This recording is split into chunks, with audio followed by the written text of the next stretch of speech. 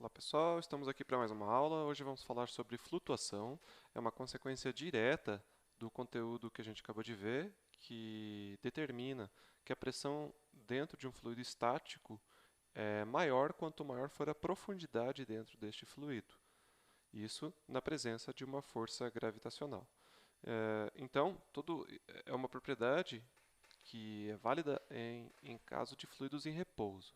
Quando os fluidos estão em movimento, existem outros fatores aí que podem fazer com que a pressão se altere. Então, o que nós vamos falar agora não é nenhum novo fenômeno, e sim uma consequência do fenômeno que a gente viu na aula passada. Que fenômeno é esse? O fato de que, provavelmente muitos de vocês já devem ter notado, os objetos têm um peso aparente menor do que o seu peso real quando estão submersos dentro de algum líquido. Algumas vezes, esse peso aparente é tão pequeno, que o objeto nem afunda, ele flutua. Ele pode ficar parcialmente submerso, uma parte dele, do volume dele embaixo do fluido e uma parte para fora, ou ele pode ficar completamente imerso, totalmente dentro da água, mas ainda assim em equilíbrio, ou seja, sem nenhum peso aparente. Então a gente vai investigar um pouco mais a fundo esse fenômeno. Para compreendê-lo completamente, precisamos antes falar sobre o princípio de Arquimedes. O princípio de Arquimedes é uma afirmação que foi entendida por ele. Existe uma lenda sobre essa afirmação, eu vou tentar relatá-la brevemente para vocês. A lenda diz que um rei de onde fica hoje a ilha de Sicília havia é, mandado fazer uma coroa. E para isso ele entregou para o ourives, né, que fazia a coroa, uma certa quantidade de ouro. E o ourives entregou de volta a coroa. E aí aconteceu a desconfiança. Será que o ourives tinha ficado com uma parte do ouro? Se você tivesse essa desconfiança, talvez a primeira medida que você tomasse fosse pesar a coroa e verificar se a massa que foi entregue para você de volta foi a mesma, foi igual à massa que você entregou para o ourives. Não é verdade? A questão é, o ouro é um metal que ele aceita ligas com outros metais muito facilmente. Então, o ourives, muito possivelmente, poderia ter retirado uma parte do ouro para si e misturado a mesma quantidade de massa do ouro de um outro metal mais barato, como o cobre, por exemplo, ou prata. É, Então, a coroa teria o mesmo peso, teria a mesma massa da quantidade de ouro inicialmente entregue, mas mesmo assim não teria a mesma quantidade de ouro, né, que foi passada. Então, a possibilidade que o desafio que foi entregue a Arquimedes foi descobrir se aquela coroa era pura, feita de ouro puro, ou se tinha outra mistura de metais.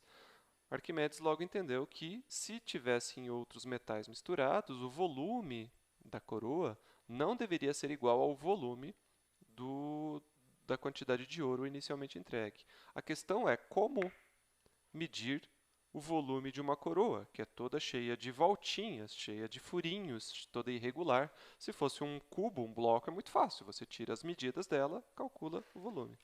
Então a ideia de se encontrar a densidade da coroa acabou sendo resumida ao problema de se calcular o volume da coroa. Como que Arquimedes calcularia o volume de um objeto tão irregular? E a resposta, segundo a lenda, veio quando ele estava tomando banho e ele submergiu o seu corpo dentro da banheira.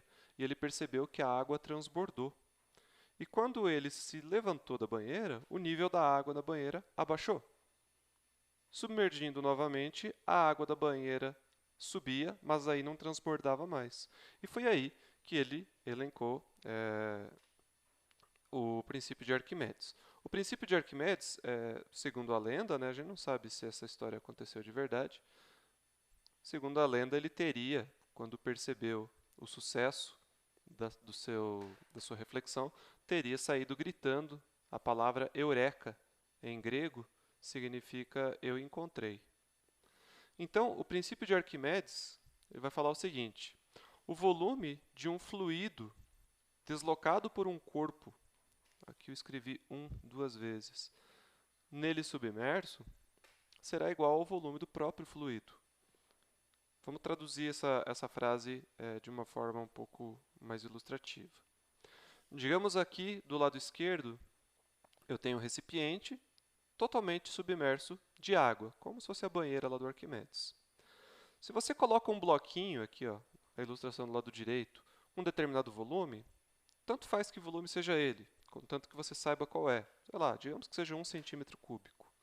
Uma parte da água vai transbordar, porque antes ela estava inicialmente cheia. Por que ela transborda? Porque ao colocar este bloquinho, ele vai, entre aspas, empurrar a água para os lados. Ele vai tentar deslocar a água. Ele vai tentar afastar as moléculas de água uma das outras para que abra espaço para ele, para o bloquinho, né? Só fechar esse cara aqui. Para que abra espaço para o bloquinho. Então, ele vai empurrar para cá, vai empurrar para cá. Vai empurrar para todos os lados. E aí, o volume do fluido vai ser deslocado, ele vai ter que abrir espaço dentro do fluido. E isso fará com que a água transborde. Quando transborda, aqui eu só ilustrei de um dos lados, ele vai transbordar para todos os lados, né? Mas só para ficar um pouco mais claro. Digamos que você conseguisse coletar a água que transborda, o volume da água que você coleta terá que ser igual ao volume do objeto submerso. Por isso, a frase: o volume do fluido deslocado tem que ser igual ao volume do objeto que foi submerso dentro dele. Se você enfiou um bloquinho de 1 centímetro cúbico, será transbordado 1 centímetro cúbico de água. Então, na lenda de Arquimedes, ele não precisaria calcular diretamente o volume da coroa. Bastaria ele coletar a água que transborda de uma banheira quando ele coloca a coroa dentro da banheira e medir o volume da água. E medir o volume da água é muito mais fácil, né? Basta você ter um recipiente graduado ali, você consegue fazer essa aferição. Entenderam? Óbvio que se esse recipiente não estiver completamente cheio, não vai haver transbordamento, né? Por que não está apagando? Porque eu estou no errado. Então, se ele não estiver completamente cheio, vamos apagar aqui.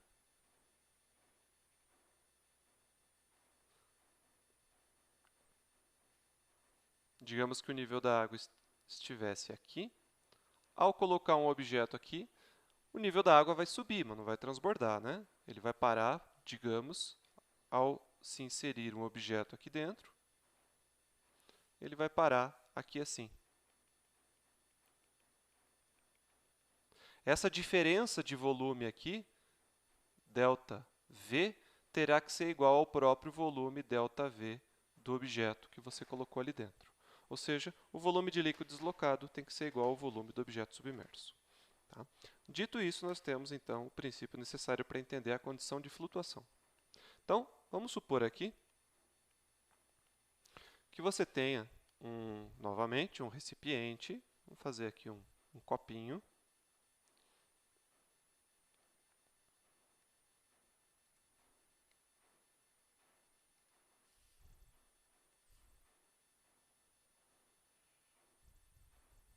Mas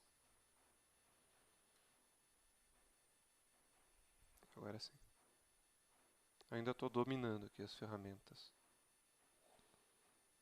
Aqui e aqui. E vamos supor que eu tenha você tem um objeto parcialmente submerso aqui. Então, por exemplo, vou fazer o nível do fluido. Esse objeto, para facilitar a minha dedução, vamos supor que seja um cilindro, tá? Então, eu tenho aqui algo assim.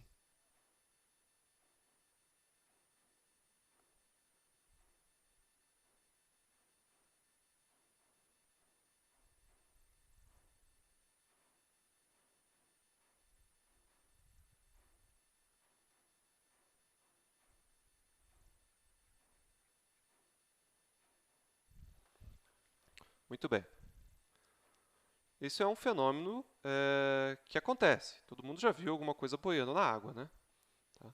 Antes da gente fazer a dedução, vamos só determinar algumas coisas aqui. Então, por exemplo, vou representar aqui a água.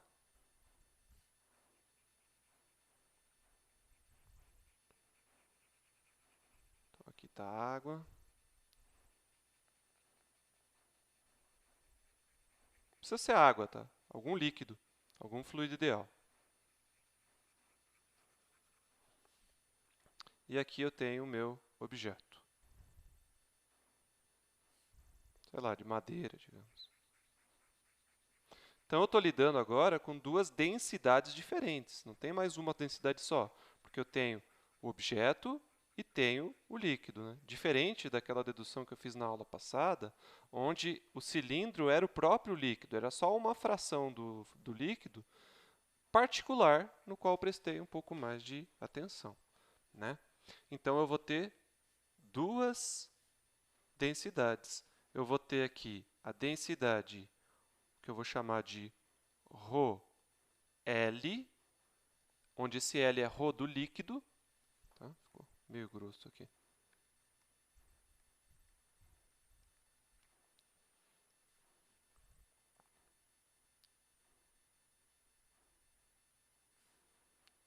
Tá aqui.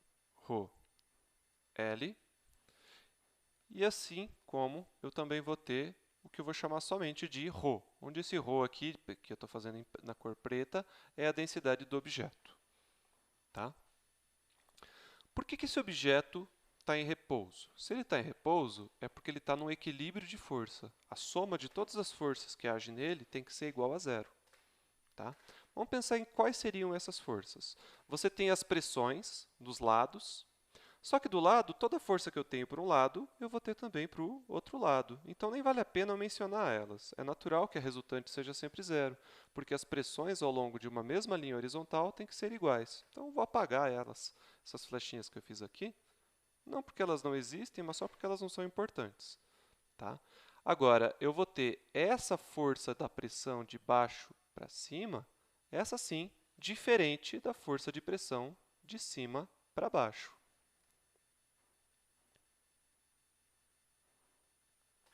Vamos chamar essa força de F1 e essa força de F2. Assim como aqui no meio, eu vou ter o peso do próprio objeto. Então, aqui no centro de massa, você vai ter, apontando para baixo, a força mg. Né?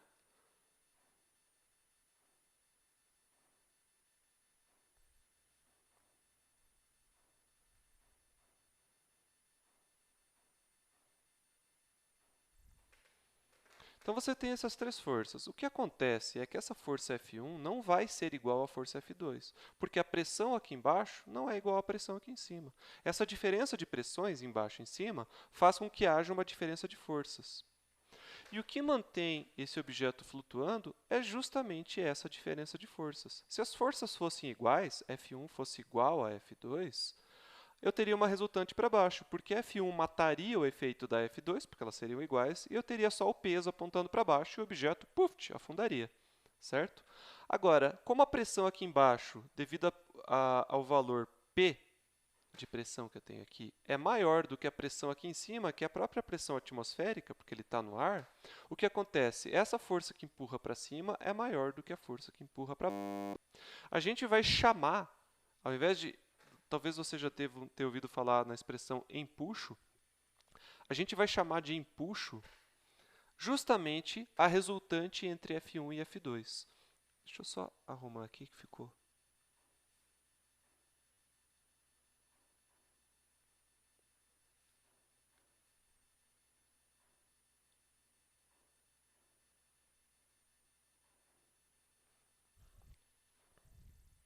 Ainda estou dominando as ferramentas de desenho aqui.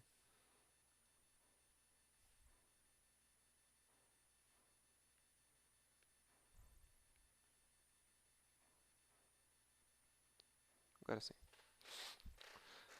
Então, a gente chama de empuxo essa diferença aqui. Tá? Então, o empuxo é uma força, tá? Mas não é uma outra força diferente das que a gente já vinha falando.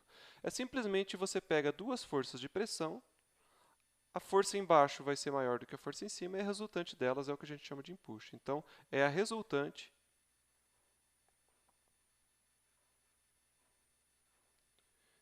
entre as forças de pressão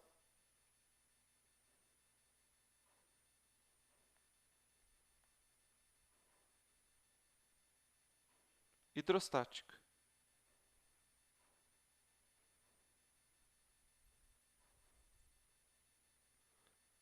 Na direção vertical. Na horizontal é 0, né? Então, na direção vertical.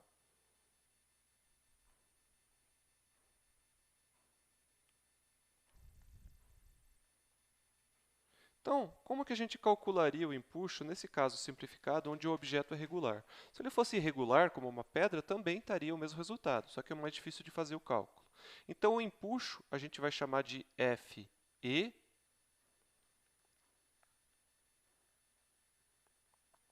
que é essa força que faz com que os objetos tendam a ficar mais leve, porque ela aponta para cima. Por que para cima? Porque a força do lado de baixo sempre vai ser maior do que a força do lado de cima. Então, Fe será igual a F1 menos o F2, porque F2 aponta para baixo, por isso negativo. Agora, quem é F1? Vou continuar aqui embaixo. F1 é igual a P vezes a área A. Que área é essa? É a área da parte de baixo do cilindro, do fundo dele. Se é um cilindro regular, vai ter que ser igual a essa mesma área da tampa dele aqui em cima. A mesma área. Tá? Então, P vezes A. E F2 vai ser igual a P0 vezes A. Ok? Deixa eu pular aqui para cima.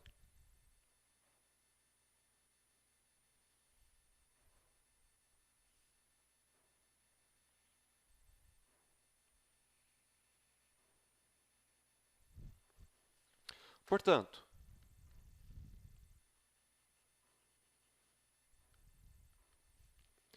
a força de empuxo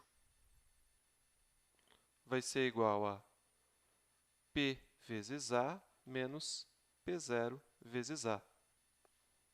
Se você isola o A, deixa o A em evidência, você vai ter P menos P0. Só que na aula passada eu mostrei para você da lei de Stephen o seguinte.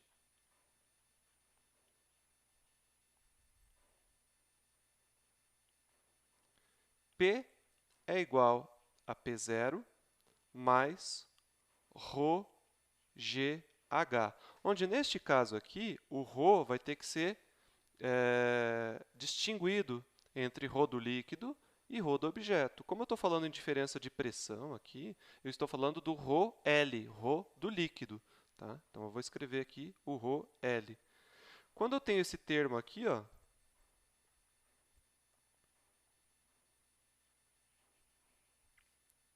este termo aqui, que eu vou circular aqui em vermelho,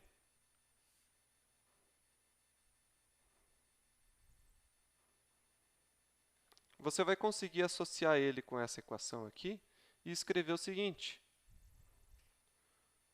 P menos P0 é igual a ρl vezes G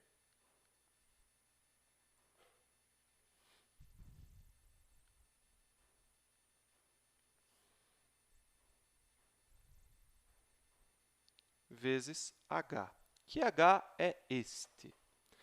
O H é a profundidade do fluido. Então, se eu fosse representar ele aqui nessa ilustração, o H seria isso aqui, ó, do nível do fluido até o fundo do objeto, que é onde tem a pressão que está empurrando ele para cima. Este daqui é H. Não confundir com a altura do objeto como um todo. Se eu quisesse representar a altura do objeto como um todo, seria daqui até lá embaixo.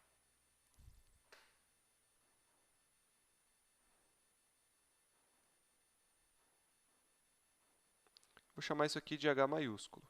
Tá? Então, H minúsculo é só a profundidade do nível do líquido até o fundo do objeto, e o H maiúsculo é a altura do objeto como um todo.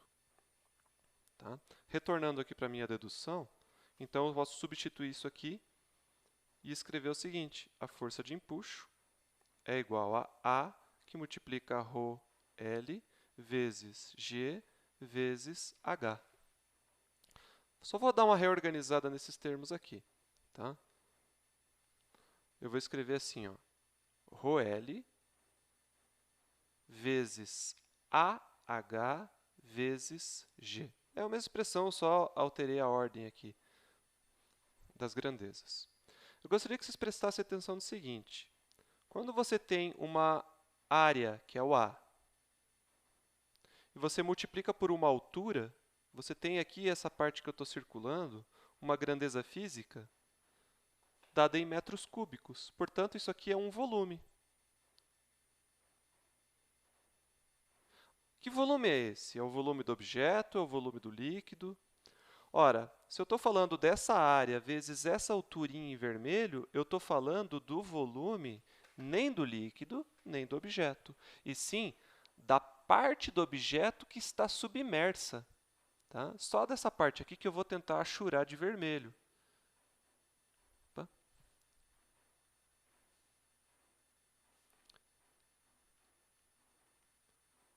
Essa parte que eu estou achurando de vermelho, do nível da água abaixo até o objeto, este é o volume representado. Este é o que eu chamei de V.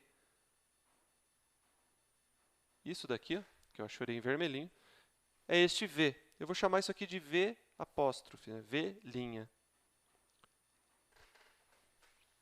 Então, V' é o volume submerso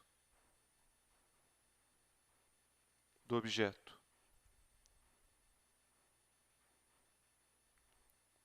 Quando você tem um volume e você multiplica por uma densidade, esses termos aqui, um volume multiplicado por uma densidade dá qual grandeza física? Dá uma massa, né? Que densidade que eu estou multiplicando? É a densidade do objeto ou a densidade do líquido aqui? É a densidade do líquido. Então, eu tenho uma certa massa de líquido. Do total de líquido que está dentro do recipiente? Não. Do líquido que antes ocupava o espaço que agora está sendo ocupado pela parte submersa do objeto, ou seja, a parte que foi deslocada do objeto. Por isso que eu falei do princípio de Arquimedes. Vamos voltar aqui. O que Arquimedes fala? O volume do fluido deslocado por um corpo nele submerso será igual ao volume do próprio corpo. Tá? Então, deixa eu só apagar essa parte aqui.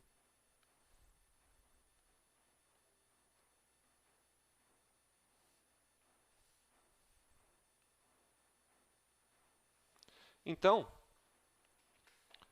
quando você coloca o objeto dentro do fluido, a parte deslocada é igual ao volume do próprio objeto. Então, retornando para cá, significa que quando eu pego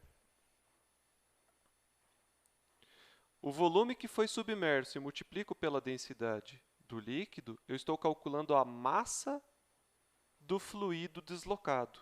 Ou seja, antes, aqui, onde eu tenho esse objeto marronzinho, mas somente a parte achurada em vermelho, onde antes existia líquido, a massa desse líquido que teve que ser deslocada dali, que teve que ser afastada, são esses três primeiros termos.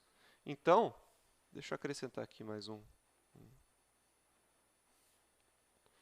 Eu posso falar que Fe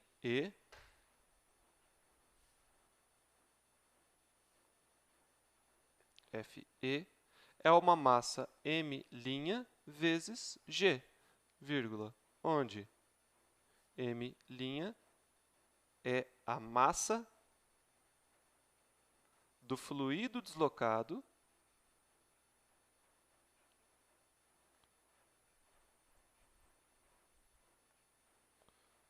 pelo objeto submerso. E quando você pega uma massa e multiplica pela aceleração gravitacional, o que você tem? Você tem um certo peso. Então, eu posso falar o seguinte, a força de empuxo ela é numericamente igual a um certo peso. Eu digo numericamente igual porque peso, o vetor peso, é um vetor para baixo. E o empuxo é um vetor para cima. Tá? Então, só o valor dele é igual ao peso, ele não é um peso. Tá? Então, se eu tiver um objeto irregular, vamos supor aqui, então, Vamos desenhar um copinho. Uma pedra, por exemplo.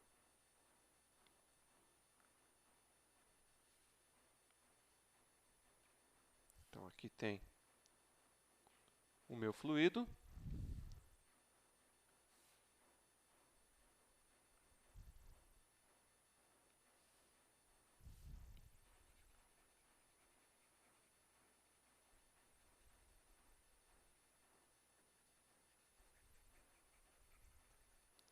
E aí eu tenho um objeto bem irregularzão aqui. Uma pedra, por exemplo. Óbvio que ela não vai ficar paradinha, né? A pedra naturalmente vai afundar. Mas vamos pegar um instante que ela ainda está afundando. Ela está aqui parada. Tá? Então, o peso aparente dela, se você tivesse que segurar essa pedra, você não teria que fazer tanta força quanto o peso real dela. Por quê? Ela teria o seu peso, deixa eu só pintar ela aqui. Então, isso aqui é uma pedra. Então, ela teria, vou fazer em vermelho, o seu peso,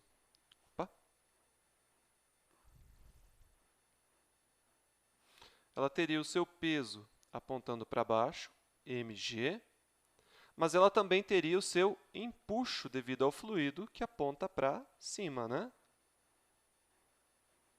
Fe.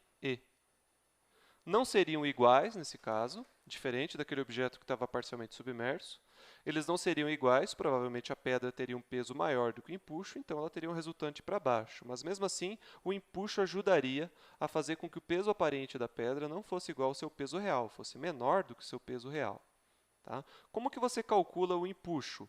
A força de empuxo vai ser numericamente igual ao peso de um líquido com o mesmo formatinho da pedra. Só que ao invés de ser feito de pedra, é feito de líquido. Se você conseguisse pegar o líquido naquele formato da pedra e pôr numa balança, o peso dele é numericamente igual ao empuxo que empurra a pedra para cima. Tá? Então, este empuxo aqui, ele vai ser o quê?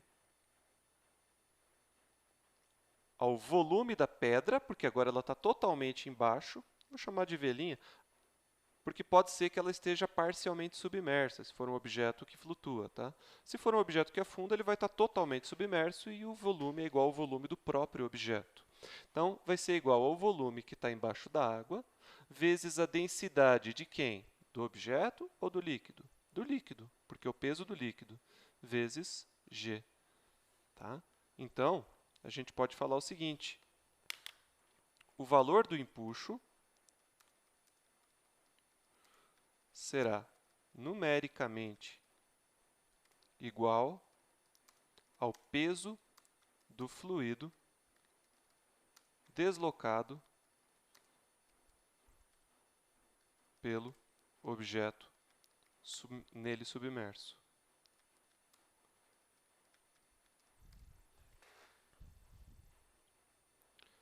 Tá? E aí a gente pode se perguntar, então, quando que o peso do objeto vai ser importante? Vai ser importante para a gente determinar se ele flutua ou não, se ele vai ficar submerso ou não, o que a gente chama de condição de flutuação. Então, a gente pode falar o seguinte sobre a condição de flutuação. Qual é a condição de flutuação?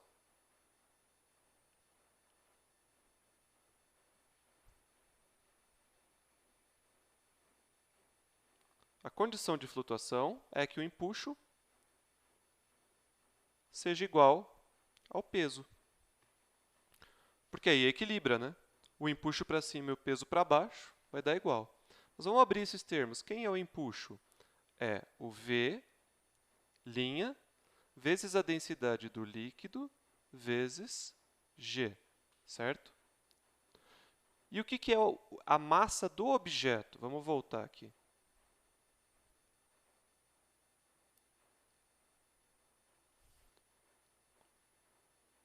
O que é a massa desse objeto marronzinho aqui, esse mg? É o volume total dele, não o volume submerso, multiplicado pela densidade ρ, não a densidade do fluido. Então, a gente pode falar o seguinte. Eu fico pulando a janelinha aqui do vídeo para os cantos, não sei se isso incomoda muito vocês, deve incomodar. Então, vai dar igual a V o V total, vezes a densidade do objeto, vezes G. Então, G acaba cortando. Tá? Deixa eu fazer de preto. Quem é V'? Só a parte submersa. Novamente, eu vou voltar para cá.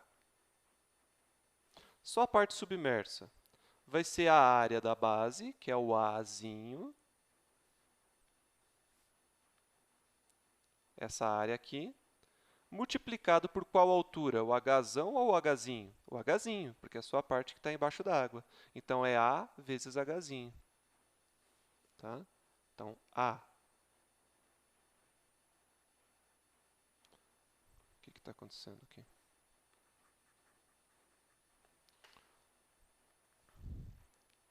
A vezes Hzinho vezes ρ do líquido vai ser igual a... O volume total é qual?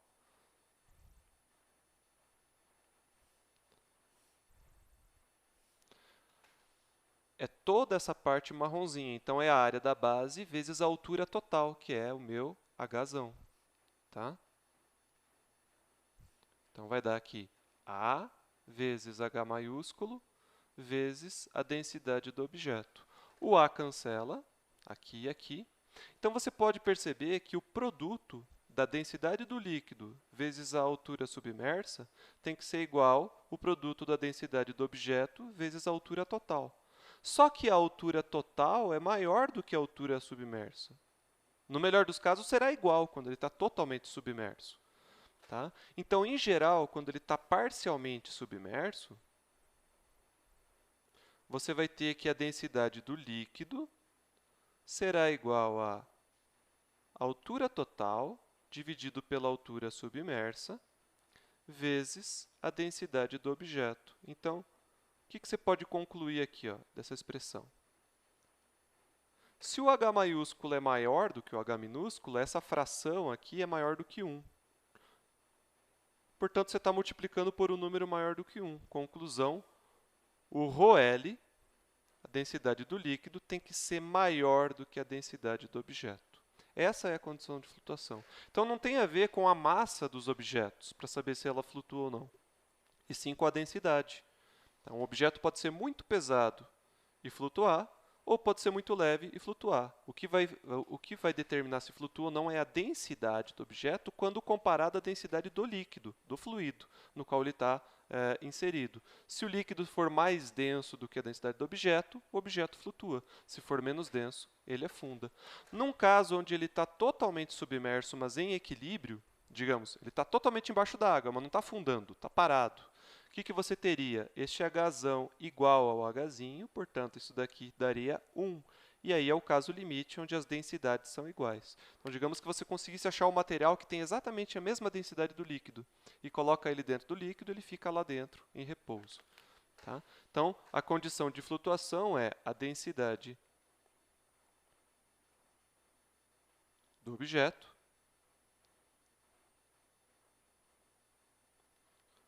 deve ser igual não, deve ser maior, desculpa. Menor, não maior.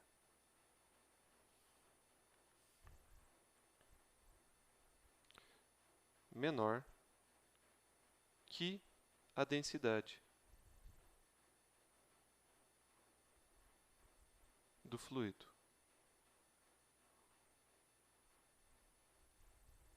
Ok? Então, uma coisa muito importante, veja que aqui não tem aceleração da gravidade porque ela acabou se cancelando aqui. Mas a flutuação, apesar de eu ter cancelado a gravidade aqui, ela só existe, a condição de flutuação, porque dentro de um mesmo recipiente, as pressões na parte inferior do líquido, ou seja, a pressão aqui, ela sempre vai ser maior do que a pressão na parte de cima. Essa pressão aqui vai ser sempre um pouco menor. Portanto, quando você coloca um objeto aqui, ele vai ser empurrado para cima e para baixo. Na parte de baixo ele vai ser empurrado para cima e na parte de cima ele vai ser empurrado para baixo. Mas como a pressão embaixo é maior, quem ganha essa briga é uma resultante positiva para cima. Isso só existe porque a pressão embaixo não é igual à pressão em cima. E por que a pressão embaixo não é igual à pressão em cima? Porque eu tenho um sistema imerso na aceleração gravitacional. Se não houvesse aceleração gravitacional que empurra os objetos, que empurra o fluido para baixo, eu não teria empuxo. Então, num ambiente de ausência de gravidade, ou pelo menos em uma gravidade aparente zero, não importa se você coloque um isopor na água, o isopor não vai boiar e também não vai afundar, ele vai ficar misturado. Tá? Então eu vou mostrar para vocês um filminho que foi feito na Estação Espacial Internacional. É um filme, eu acho que já deve ter uns 3 anos. Então, o que acontece aqui é o seguinte. Eu vou narrar para vocês. Deixa eu maximizar aqui. Então eles pegaram aqui uma... Deixa eu me colocar numa posição em que eu não atrapalhe.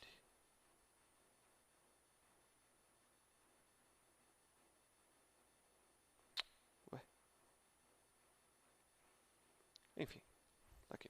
Então tem essa gota d'água. No espaço sem gravidade ela adquire um formato praticamente esférico. Oh, meu Deus, vai carregar aqui.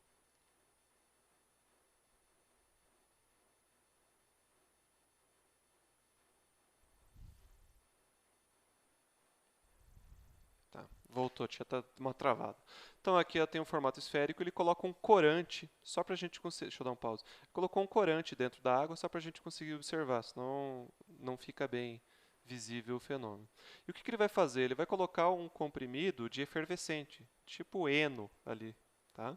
Quando você coloca na água, o que acontece? A efervescência sobe, né? Porque forma bolhas de gás carbônico, que são menos densas do que a água, e o empuxo joga para cima.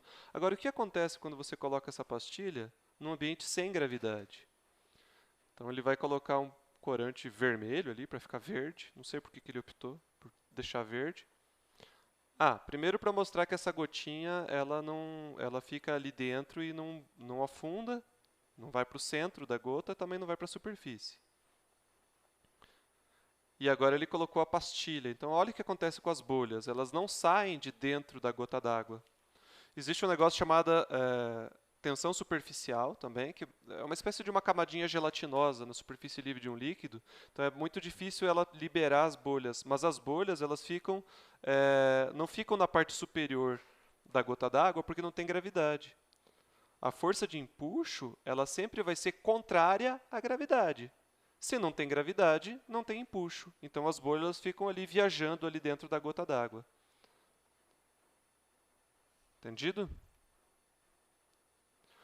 Agora, se a força de empuxo ela é sempre contrária à força da gravidade, o que aconteceria numa situação onde eu tenho um referencial não inercial, onde a gravidade aparentemente não aponta para baixo? O que eu estou querendo dizer? Imagine que você tem um referencial acelerado, dentro de um carro, por exemplo. Você fez a seguinte experiência.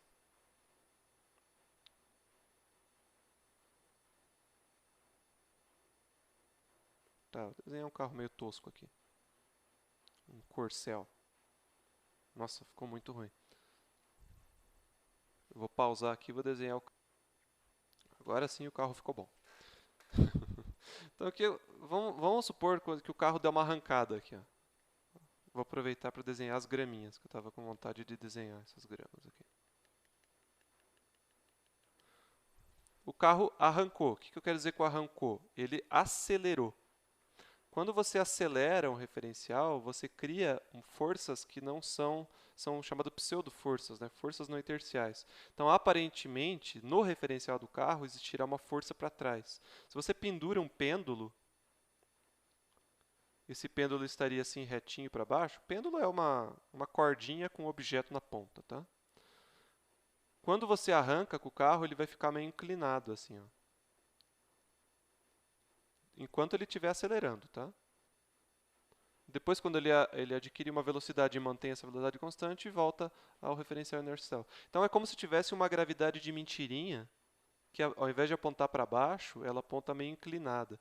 De mentirinha porque é uma ilusão, tá? É uma consequência da gente não estar no referencial inercial. Mas, para todos os efeitos, é como se, nesse referencial, a gravidade apontasse inclinada, assim, para baixo. Agora, vamos pegar um balão de gás hélio. O balão de gás hélio aponta para cima porque ele sofre empuxo do ar, no caso. A pressão do ar embaixo é um pouquinho maior do que em cima e ele vai apontar para cima. Só que quando você tem a força de empuxo ela sempre é contrária à força gravitacional. Então, quando a van aqui está parada, o balão de hélio estaria apontando assim, retinho para cima, né? Quando ela acelera, o balão de hélio inclina para frente e não para trás. Porque ele sempre vai ser contra a força de empuxo, vai estar apontando para cá, sempre contrária à aceleração gravitacional, tá? E se vocês não acreditam em mim, eu tenho um videozinho aqui.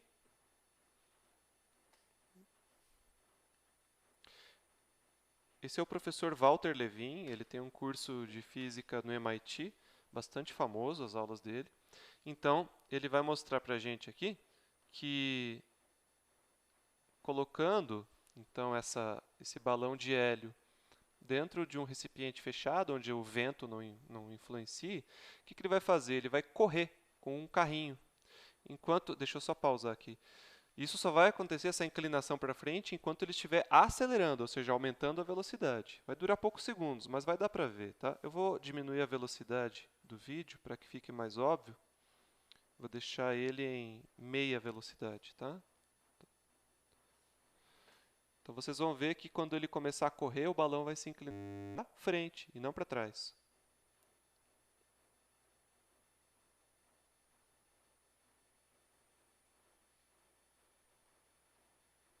Tá, vamos aguardar um pouquinho que já vai. Acho que ele vai explicar alguma coisa aqui ainda.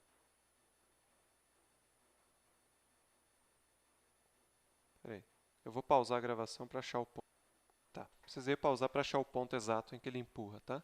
Então, ele faz várias demonstrações, a aula dele é bem interessante, se vocês tiverem curiosidade, procurem no YouTube, é Walter Levin.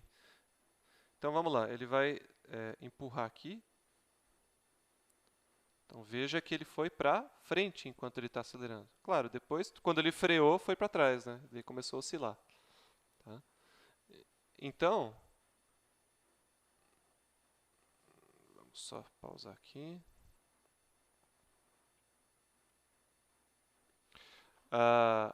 O empuxo sempre será contrário à aceleração gravitacional aparente, não necessariamente a aceleração gravitacional real. Em um referencial não inercial, a aceleração gravitacional aparente pode estar apontando para o outro lado ou nem existir, como é o caso dos astronautas que estão lá girando em torno do planeta Terra. Tá? Se não tiver aceleração gravitacional nenhuma, eu não tenho empuxo.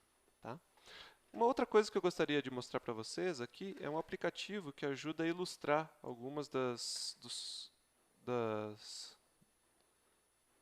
fenômenos que eu comentei com vocês. Então aqui, ó, eu tenho dois blocos de 5 kg, um de madeira e um de tijolo. Se você pesa cada um deles, você vai ver que eles têm 5 kg. Aqui vai dar em newtons, então 5 multiplicado por 9,8 vai dar 49 newtons, né? Tanto do tijolo quanto a madeira. Está aqui, 49.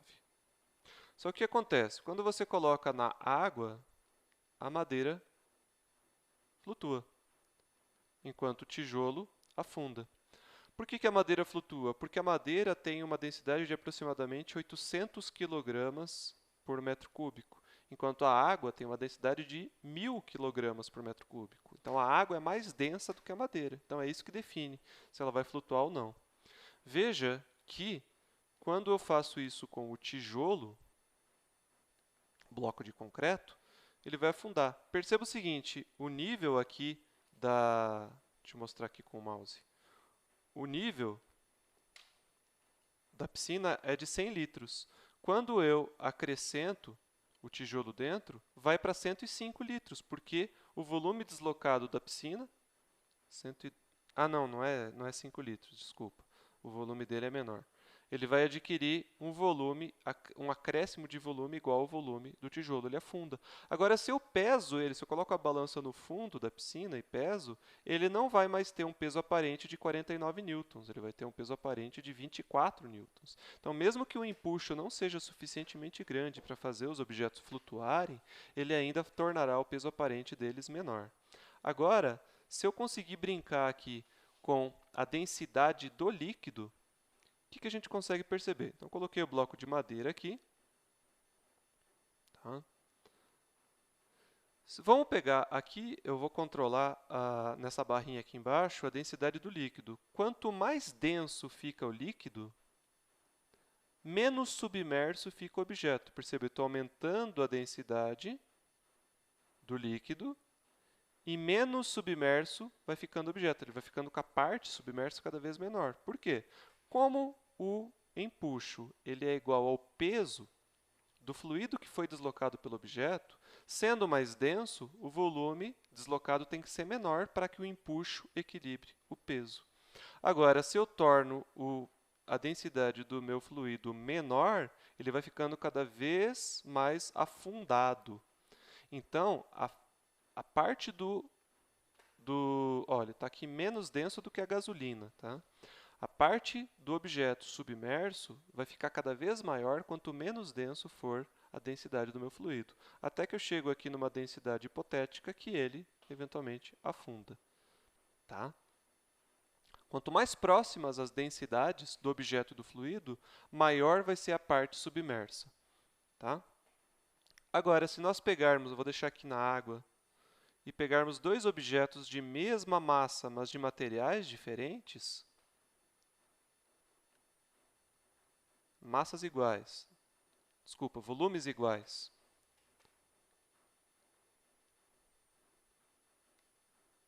Não, densidades iguais. Esse objeto tem 4 kg e ele flutua. E esse daqui tem 2 kg e também flutua. Porque os dois são feitos de madeira e o que importa para determinar se flutua ou não é o material. Agora, eu posso ter um objeto feito de madeira com uma massa de 8 kg que flutua, ou um objeto feito de tijolo, mas que ao invés de 8 kg tenha 1 kg e ele não flutua.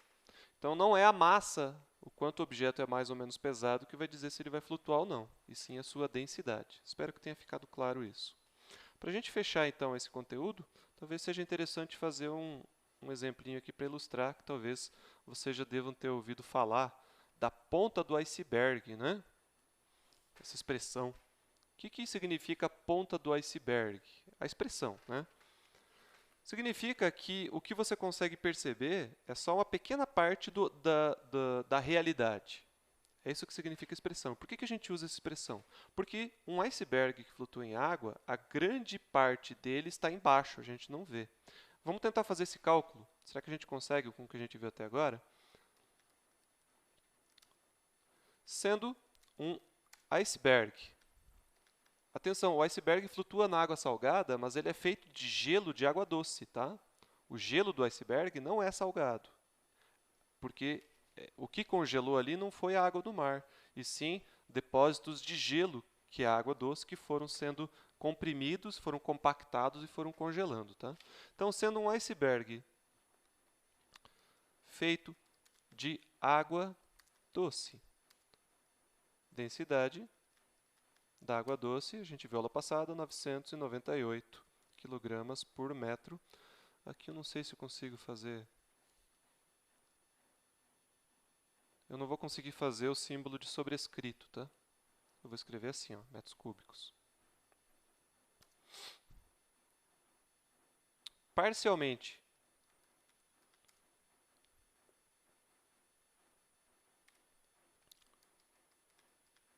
submerso na água do mar. Por ser salgada, gente, a densidade da água do mar é maior do que a densidade de 1000, tá? quanto mais salgado, quanto mais sal diluído no líquido, mais denso ele vai ficando. Por isso que fala, não sei se vocês já ouviram falar no Mar Morto, que é uma espécie de uma, uma parte do oceano que ficou preso ali no Oriente Médio. Acho que fica em Israel, se não me engano. Depois eu verifico. Ela é uma densidade muito, muito, muito grande, porque a água ela é muito salobra, muito salgada, né? Então, quanto mais sal, mais densidade. A água do mar, em média, vai ter uma densidade de 1030 quilogramas por metro cúbico. Quanto por cento do volume do iceberg estará sob a água? Tá? Então, como é que a gente faz esse exercício? Muito bem. Temos aqui o nível da água.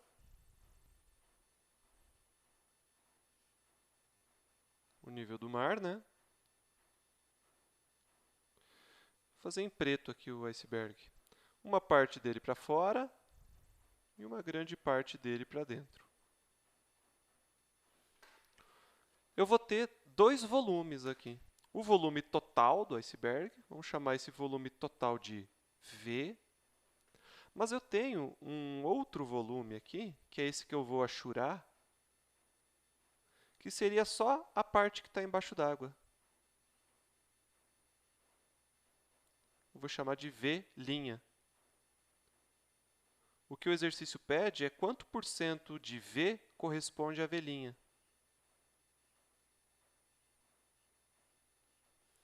Tá? Como é que a gente faz esse exercício? Bom, a gente vai ter que apelar para o equilíbrio de forças. Se ele está flutuando, eu vou ter um empuxo para cima igual ao peso total do iceberg para baixo. Certo? Deixa eu me jogar para cá.